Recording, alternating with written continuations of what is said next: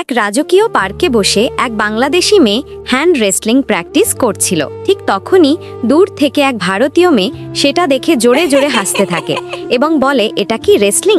আমার সাথে লড়বে নাকি? বাংলাদেশি মেয়েটির মাথায় আগুন জ্বলে ওঠে। সে সরাসরি চ্যালেঞ্জ ছুড়ে দেয়। বাংলাদেশি মেয়ে বাড়ি ফিরে প্রস্তুতি শুরু করে, হাতের শক্তি বাড়ায়, দিনের পর দিন অনুশীলন করে। শেষ পর্যন্ত প্রতিযোগিতা শুরু হয়।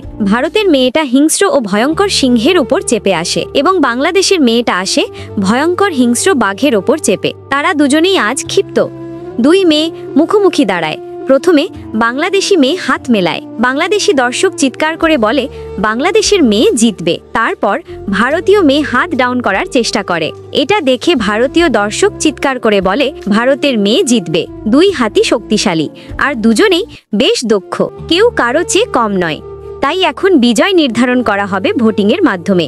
বাংলাদেশের মেয়েকে জেতাতে চাইলে লাইক ও সাবস্ক্রাইব করো, আর ভারতের মেয়েকে জেতাতে চাইলে লাইক করো। চলো দেখা যাক বাংলাদেশ না ভারত কে হ্যান্ড রেসলিং চ্যাম্পিয়ন।